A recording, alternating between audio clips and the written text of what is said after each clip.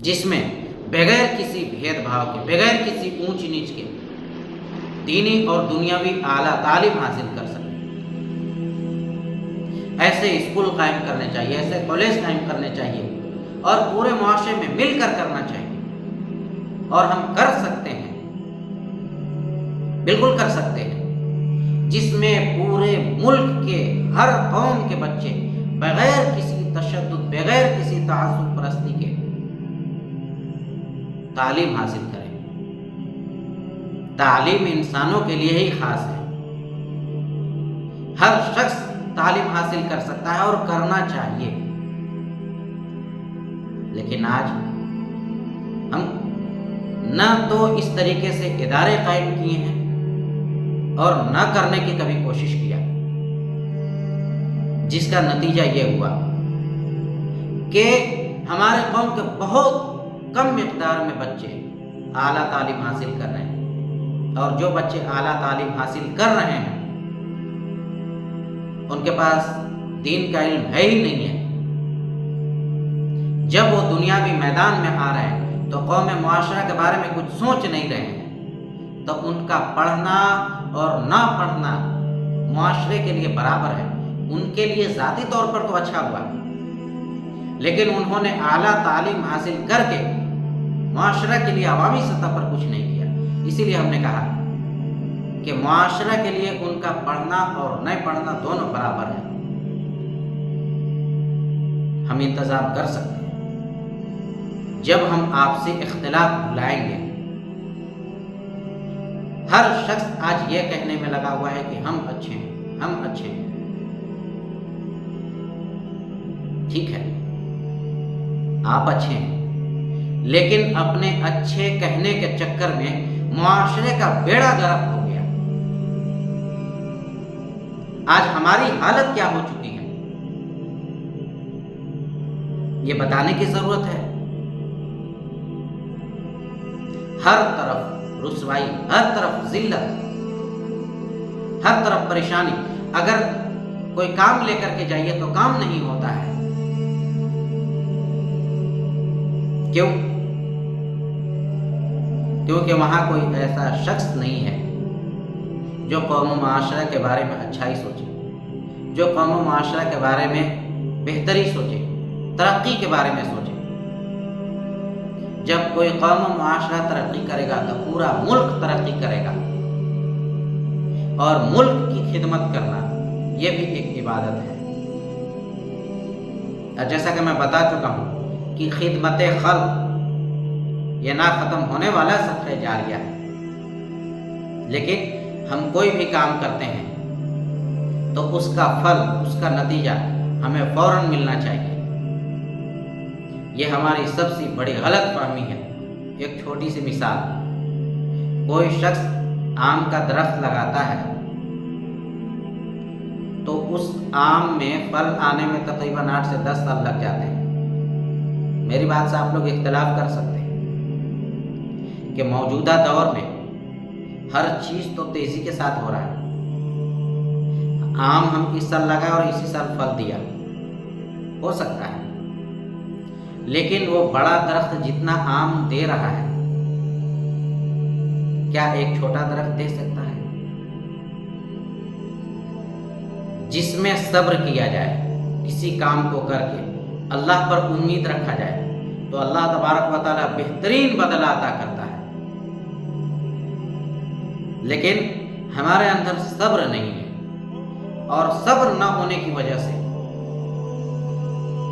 ہم کوئی کام کرتے ہیں اور اس کا رزلٹ ہمیں فوراً چاہیے۔ نتیجہ اگر ہمارے سامنے فوراً نہیں آیا تو دوسری مرتبہ ہم وہ کام کریں گے ہی نہیں۔ ہمارے دل و دماغ میں یہ آتا ہے کہ اس کو کر کے فائدہ کیا ہے، اور اگر کوئی کوشش کر بھی رہا ہے کچھ نہیں ہوگا تم مت کرو۔ اگر ہر شخص یہی کہتے رہیں گے، یہی سوچتے رہیں گے تو کیا معاشرے کا حالت کبھی بدلے گا؟ نہیں بدلے گا۔ ہمارا معاشرہ دن بدن تنزلی کی طرف جا رہا ہے۔ معاشرہ بدلنے کے لیے صرف ایک ہی آدمی کافی ہے، صرف ایک آدمی جس کے دل میں اللہ رسول کی محبت ہو، جو قوم و معاشرہ کے بارے میں بھلائی سوچتا ہو، بشرطیے کہ لوگ اس کو سپورٹ کریں، اس کا ساتھ دیں، پورا معاشرہ، پورا ملک خوشحال ہو جائے گا۔ لیکن اس کے لیے شرائط ہے کہ آپ ایسے لیڈر کو چنیں جس نے اپنی زندگی میں اونچ نیچ دیکھا ہو۔ آج ہم لیڈر بناتے ہیں اس شخص کو جس نے دنیا میں کوئی مشقتیں دیکھی ہی نہ ہو، تو وہ ایک کام کرے گا لیکن اس کے اندر معاشرے کا درد نہیں ہوگا۔ جو شخص کبھی جنرل ڈبہ میں سفر نہ کیا ہو، جو لوگ اس ڈبے میں سفر کر رہے ان کے درد کا وہ احساس کیسے کرے گا؟ اس کو خراب لگ سکتا ہے۔ چھوٹی مثال میں دے رہا ہوں سمجھنے کے لیے، اس کو خراب لگے گا بھیڑ دیکھ کر، لیکن وہ درد نہیں آئے گا جو اس میں بیٹھ کر کے انسان محسوس کر رہا ہے۔ میرا کہنے کا یہ مطلب بھی بالکل نہیں ہے کہ جو نااہل ہو، جس شخص کو دین دنیا کا تجربہ نہ ہو، آپ اس کو لیڈر بنا دیں، بالکل نہیں۔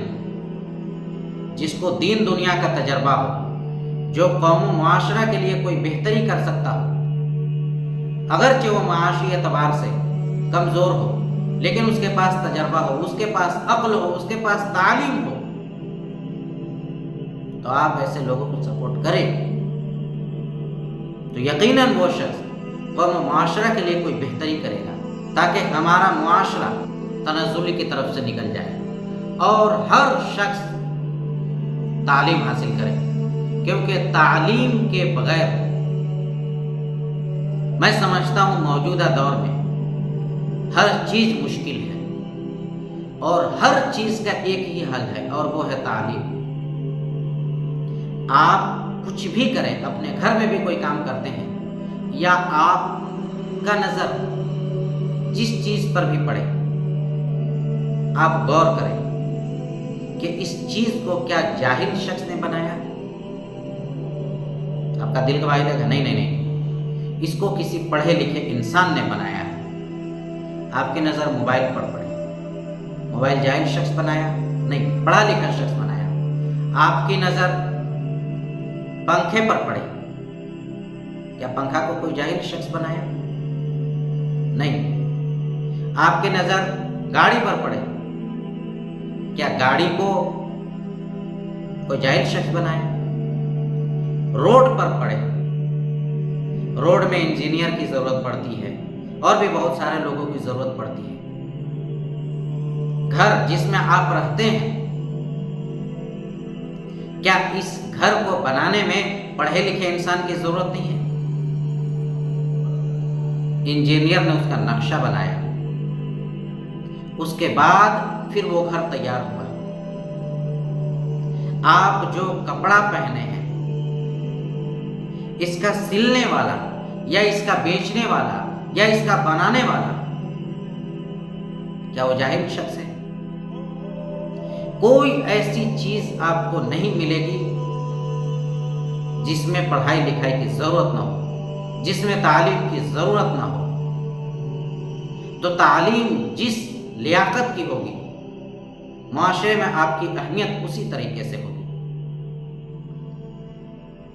ہمارے ماں باپ بہت سارے بچوں کو سپورٹ کرتے ہیں اور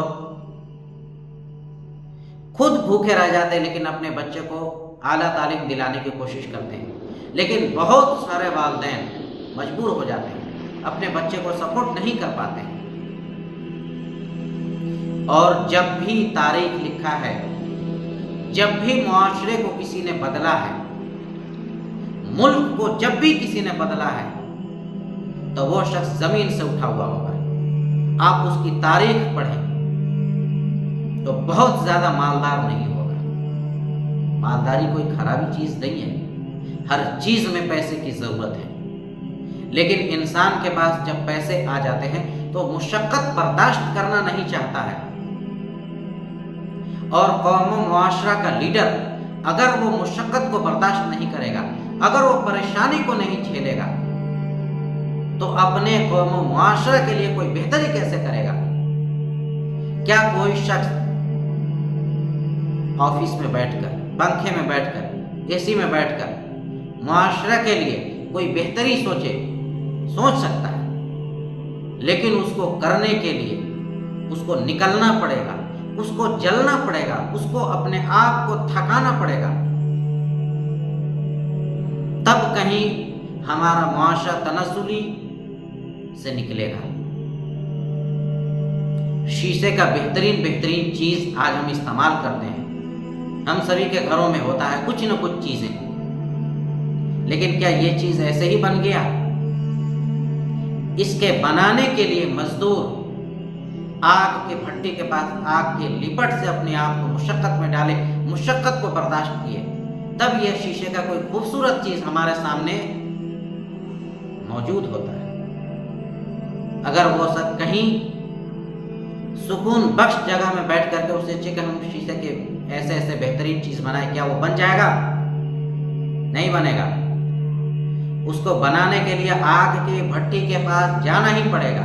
اسی طریقے سے معاشرے کا جو بھی لیڈر ہو اس کو مشقت اٹھانا پڑے گا، بغیر مشقت اٹھائے ہوئے معاشرے کو بدل نہیں سکتا ہے، اور جو لیڈر مشقت اٹھانا نہ چاہتا ہو وہ لیڈر نہیں ہو سکتا۔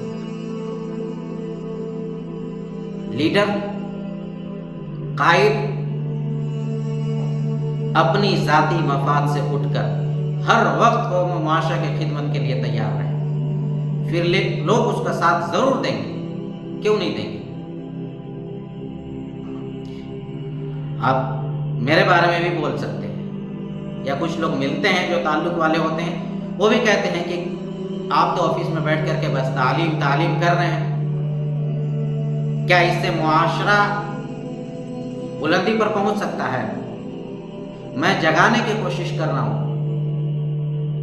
ہم کوئی کمزور قوم نہیں ہے، ہم وہ قوم ہے جس کو سمندروں نے راستہ دیا۔ ہم لوگ وہ قوم ہے جس کے لیے جنگلی جانوروں نے جنگل کو خالی کر دیا۔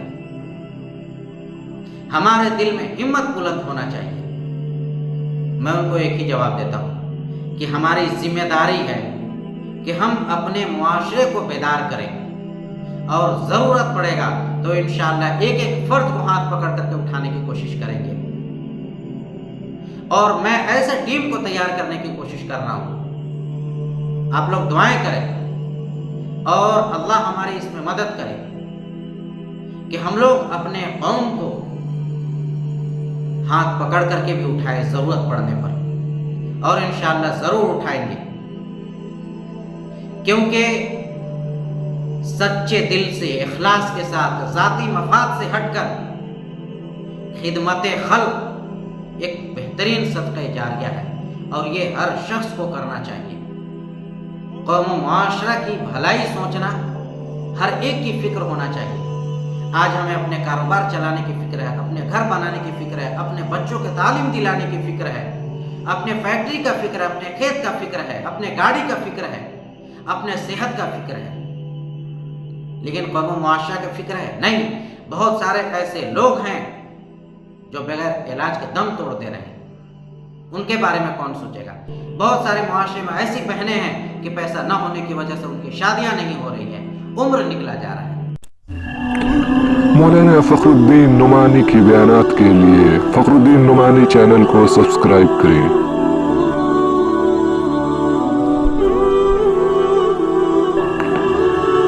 فخر الدین نعمانی